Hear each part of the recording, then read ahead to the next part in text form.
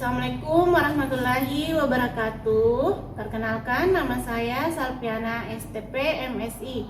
Saya adalah salah satu dosen Universitas Muhammadiyah Sidenden Rapang, Fakultas Sains dan Teknologi, Program Studi Teknologi Hasil Pertanian. Pada kesempatan ini, saya akan menjelaskan salah satu mata kuliah yang saya ampu, yaitu pengetahuan bahan hasil pertanian. Mata kuliah ini merupakan mata kuliah wajib dengan bobot 3 SKS.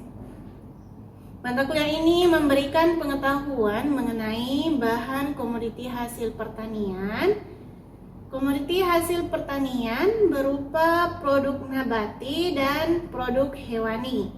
Kemudian mahasiswa akan dibimbing untuk mengidentifikasi bahan hasil pertanian sesuai dengan standar mutu yang berlaku, yaitu Standar Nasional Indonesia, dan bahan kajian hasil pertanian dalam Al-Quran. Ulasan materi pembelajaran meliputi aspek karakteristik fisik, kimia, biologi, fisiologi bahan, sumber produksi, varietas, fisiologi pasca panen atau pasca mortem, morfologi, perlakuan dan persiapan untuk penyimpanan, pemasaran, dan pengolahan lebih lanjut. Kemudian pengelompokan berdasarkan kesamaan sifat atau sumber, yaitu kelompok serealia, umbi-umbian, sayur-sayuran, buah-buahan, biji-bijian, daging dan hasil peternakan lainnya, ikan serta hasil perikanan lainnya, bahan penyegar, rempah-rempah, aditif makanan, serta pengetahuan bahan kemas. Sistem pengajaran yang saya terapkan yaitu menerapkan sistem DIA, yakni Delivery, Interaction, and Assessment. Yang pertama, delivery adalah bagaimana menyampaikan materi pembelajaran yang saya berikan agar dapat diterima oleh mahasiswa dengan baik. Yang kedua adalah interaction, yaitu interaksi yang terjalin antara sesama mahasiswa dan dosen selama proses pembelajaran untuk mencapai capaian pembelajaran. Kemudian yang ketiga ada assessment, yaitu pemberian tugas dan kuis kepada mahasiswa untuk mengukur atau mengevaluasi kemampuan mahasiswa dalam menerima materi pembelajaran secara objektif. Kemudian, asesmen yang diberikan tersebut tentunya sesuai dengan capaian pembelajaran mata kuliah atau CPMK, kemudian CPMK yang diturunkan menjadi sub CPMK. Nah, pada aspek interaction saya menggunakan beberapa platform aplikasi, yaitu menggunakan Google Classroom, Zoom Meeting, dan WhatsApp. Aplikasi tersebut memudahkan koordinasi saya dengan mahasiswa, serta digunakan untuk mengirim materi berupa modul, PPT, maupun link video. Pelaksanaan kelas biasa saya lakukan secara luring, mahasiswa tatap muka secara langsung di dalam kelas, dan secara daring. Itulah tadi metode yang saya terapkan dalam pembelajaran yang saya bawakan.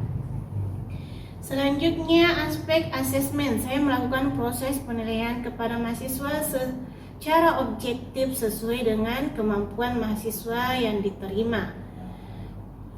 Saya berharap mahasiswa dapat mengetahui proses penilaian yang saya lakukan secara transparan dan objektif. Demikian pemaparan 3 aspek yang saya terapkan dalam proses pembelajaran. Tayangan berikut adalah micro teaching secara luring mata kuliah pengetahuan bahan. Selamat menyaksikan. Bismillahirrahmanirrahim. Assalamualaikum warahmatullahi wabarakatuh. Waalaikumsalam warahmatullahi wabarakatuh. Apa kabar semuanya hari ini? Baik. Bagaimana kabar puasa? Alhamdulillah. Untuk hari ini, sebelum perkuliahan dimulai, marilah kita bersama-sama membaca doa. Doa yang dimulai.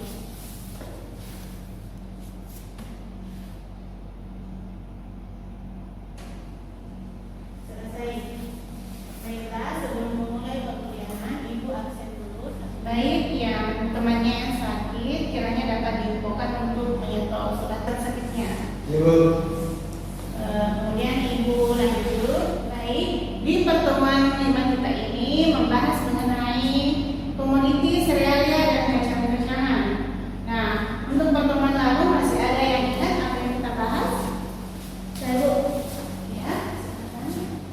pada minggu lalu kita membahas tentang Standar Nasional Indonesia Bahan Hasil Pertanian dan Prinsip Halal. Menambah pengetahuan mengenai yang pertama yaitu tentang ayat Al-Quran yang membahas tentang bahan hasil pertanian, yaitu Quran Surah Yusuf ayat 47 sampai 49 mengenai konsep limpahan biji-bijian. Yang kedua, Standar Nasional Indonesia tentang komoditi bahan hasil pertanian.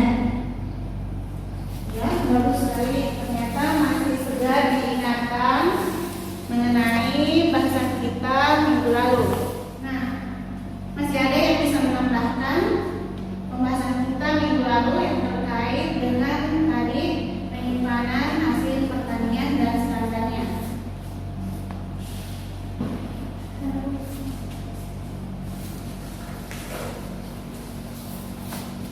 Dari pembahasan pertemuan sebelumnya, kami mengetahui bahwa dalam surat Yusuf terdapat konsep dasar dalam rangka memelihara kualitas hasil produksi bijian.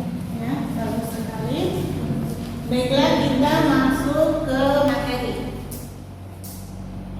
Nah, capaian pembelajaran kita untuk pertemuan kita ini mampu mengidentifikasi serealia dan kacang-kacangan sesuai dengan standar mutu yang berlaku.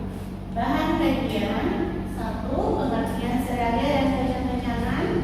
2. Jenis serealia dan kacang-kacangan. 3. Karakteristik kimia serealia dan kacang-kacangan. 4. Serealia dan kacang-kacangan sebagai bahan hasil pertanian. 5. Pohon industri serealia dan kacang-kacangan. Lanjut, masuk dulu di pengertian umum. Serealia adalah biji-bijian dari famili rumput-rumputan yang kaya akan karbohidrat sehingga merupakan makanan pokok manusia.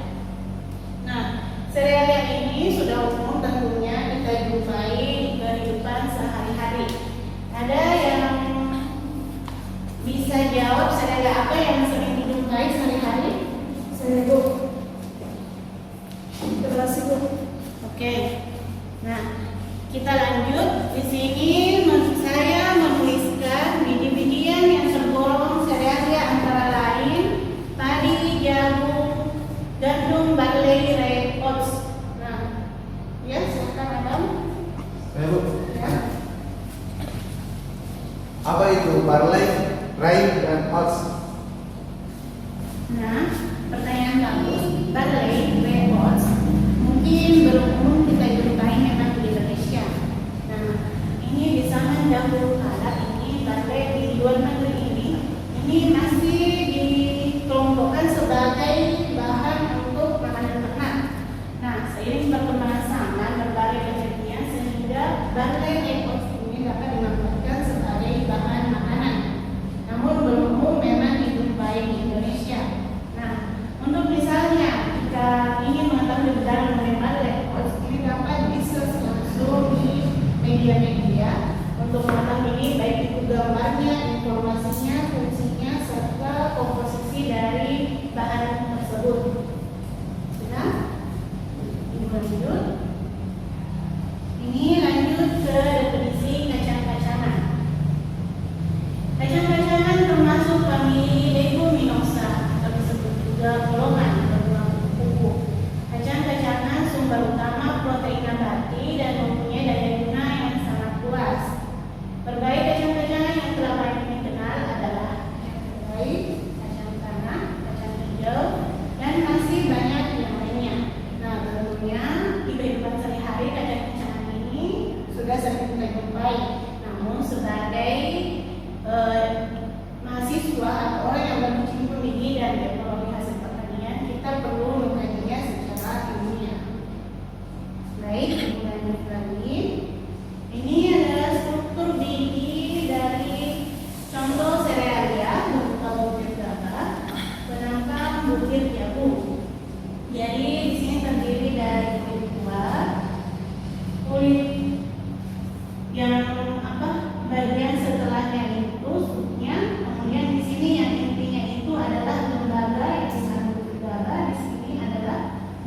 Selanjutnya, kita akan membahas mengenai karakteristik fisik dan kimia dari serealia. Nah, kita sudah masuk di bahan kajian yang ketiga. Nah, sifat fisik serealia ini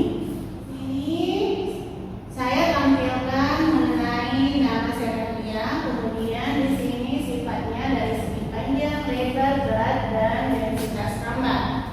Nah, sebelumnya ini kami sudah melakukan penelitian mengenai sifat-sifat fisik serealia ini di kabupaten ini, Kabupaten Sidempuan Rapang, dan ini sampelnya pengambilan langsung di lapangan. Saya perlihatkan dulu jurnalnya mengenai densitas tambah. Dari jurnal simpanan kita tidak salah. Densitas tambah Jagung Hibrida Pertiwi Kabupaten Sidempuan Rapang. Baiklah, selanjutnya kita masuk di pokok bahasan keempat, manfaat serealia dan kacang-kacangan. Nah, manfaat serealia ini sudah sering terulang-ulang tadi sebagai bahan makanan pokok, kemudian sebagai bahan baku industri. Ini tentunya di bidang teknologi hasil pertanian memanfaatkan teknologi untuk mengolah hasil-hasil pertanian, kemudian bahan makanan kesehatan. Nah, ini dimanfaatkan pula di bidang kesehatan. Lanjut di sini kita langsung masuk di pokok bahasan kelima, pohon industri. Nah, Ibu membahas dulu kajian-kajiannya sebelum nanti kalian diskusi kelompok dan Ibu tugaskan masing-masing kelompoknya. Nah, kita masuk dulu di sini. Pohon industri merupakan informasi berbasis pengetahuan hasil penelusuran informasi yang disusun untuk memberikan gambaran jenis-jenis produk yang dibuat dari suatu komoditas. Nah, ini pohon industri padi atau beras. Ini ditemukan dari padi. Ini contoh pohon industrinya. Di sini padi. Kemudian ini padi. Setelah dipanen terdapat gabah dan jerami. Kemudian gabahnya ini di sini ada garisnya, bisa dijadikan beras begitu. Nah, beras menjadi bahan pangan pokok. Nah, kemudian di sini pangan pokok ini bisa dijadikan beras pecah kulit dan beras giling berkualitas. Nah, ini yang dijadikan pangan pokok oleh beras tadi atau padi tadi, yang awalnya padi. Kemudian pangan fungsional. Nah, selain dari pangan pokok, beras juga dapat dimanfaatkan sebagai pangan fungsional, yaitu beras medium, beras gizi rendah, dan beras berlembaga. Nah, ini beras juga tentunya menjadi panganan yang sering dijumpai di kehidupan sehari-hari, misalnya peribahasa kue kering. Kemudian bahan baku industri, ini beras dijadikan tepung, pangan olahan, tepung instan, kemudian pati, pangan olahan, kemudian ini jam atau pelet. Nah, mengenai pohon industri dari beras ini, kami telah menerbitkan jurnal, telah melakukan pengabdian di Kabupaten Sidempuan Rapang, Desa Macangka ini mengenai tepung beras. Nah, Ibu perlihatkan sedikit mengenai pengabdian ini, mengenai pengabdian tepung beras. Nah, pengabdian ini ada sangkut pautnya tadi dengan pembahasan mengenai pohon industri dari beras. Nah, ini merupakan produk dari beras yang kami lakukan pengabdian di masyarakat. Ini berjudul revitalisasi kelompok wanita tani masa depan melalui usaha tepung beras kemasan di Desa Madera, Kabupaten Sidempuan Rapang. Kembali lagi di pohon industri tadi beras. Nah, di sini tadi posisinya yang pengabdian yang telah kami lakukan di bahan baku industri menghasilkan tepung pangan olahan. Nah, kemudian lanjut dari turunan padi itu gabah dedak, dan sekam. Ini dimanfaatkan pakan, kemudian ada juga yang memanfaatkannya sebagai pakan serat, kemudian minyak. Kemudian dari sekam ini orang-orang memanfaatkan sebagai karbon aktif, arang, sekam, dan bahan bakar. Nah, di sini hampir semua bagian dari padi ini dapat dimanfaatkan oleh orang-orang teknologi hasil pertanian. Nah, ini sumber pustaka yang Ibu dapatkan sebelum Ibu menyalurkan ilmu ke mahasiswa sekalian. Nah, tadi kembali ke sini, ini tadi merupakan pokok bahasan terakhir dari perkuliahan matematika ini. Namun, sebelum kita mengakhiri, Ibu akan memberikan tugas kelompok dulu yang dikerjakan sekarang, yaitu masing-masing kelompok membuat pohon industri dari beberapa komoditi.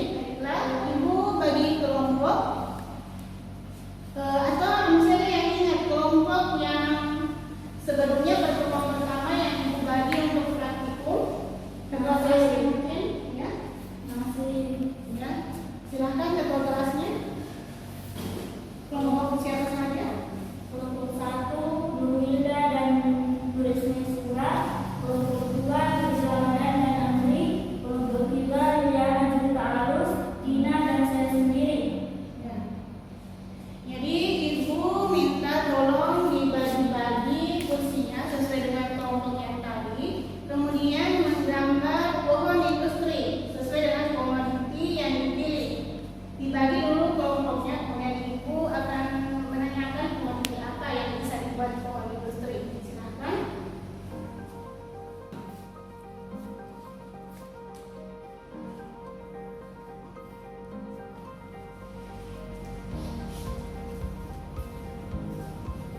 Bisa Yuli?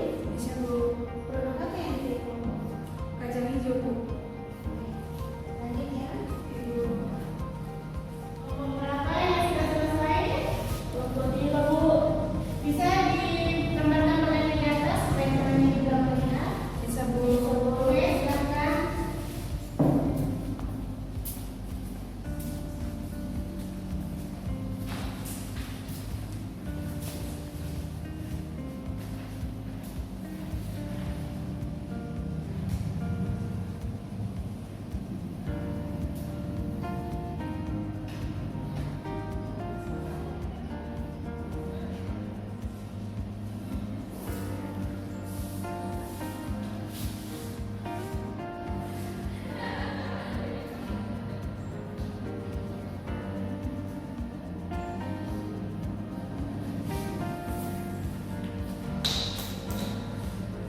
Ini sudah.